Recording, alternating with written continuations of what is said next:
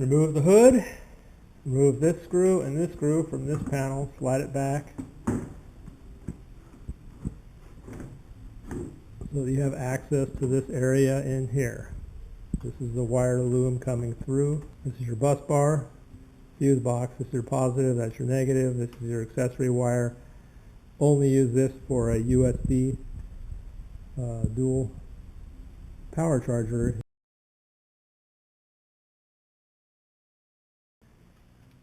Some of the razors don't have enough clearance between the fuse box and the bus bar right here, so we actually took a die grinder and ground a little bit of a way to mount it onto this spot. It's mounted with this screw and another screw over here. Just drill a couple pilot holes and screw the screws right through into the tubing that's on this side.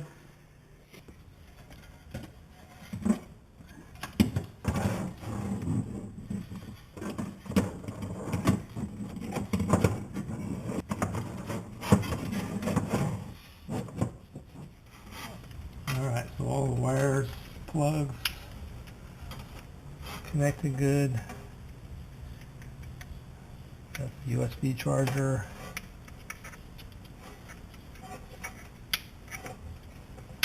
And all the power's disconnected, so we don't have to worry about shorts or blowing fuses. Now just tuck the wires back in, make sure nothing's pinched. Okay, so when you're mounting the console into the razor, you want to make sure that this gap on the console is all the way against the plastic part on the razor. Because if not, then this hole right here ends up being halfway on and halfway off the plastic. So it needs to be, located just like that. So while I'm holding that there, I'm going to go ahead and drill a hole. Simple as that. Next we'll put the screw in to hold it. These are special screws for plastic. Go ahead and tighten this screw up and just snug it up. You want this edge right here to be parallel with this. So now we need to drill another pilot hole there and a pilot hole there, and then we'll do the same on the other side.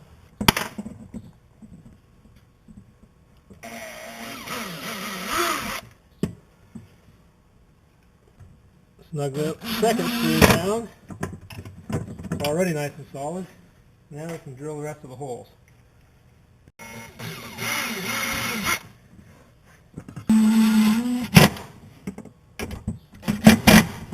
Just like the other side, we're going to move this edge as close to this edge as possible so that the screw doesn't break through. And this time you can drill all 3 pilot holes.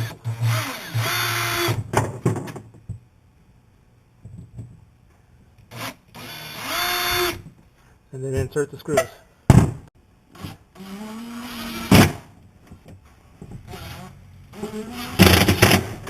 Now reattach the ground wire to test the switches and make sure everything's hooked up properly.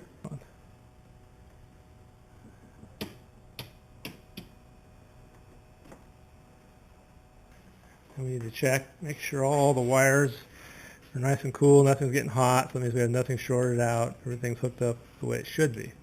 That looks all good. When you turn the switches on, the light should come on. Correct.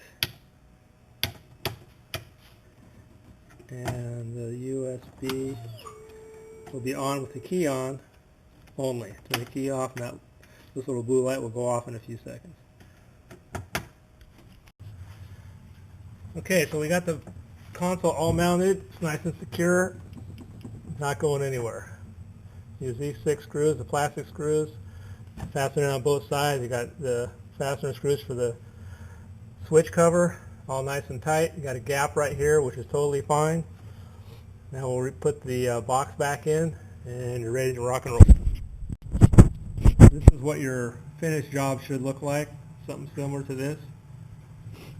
This is all the wires coming in from the wiring harness, and these are all the wires going out to all your accessories, lights, dome light, etc.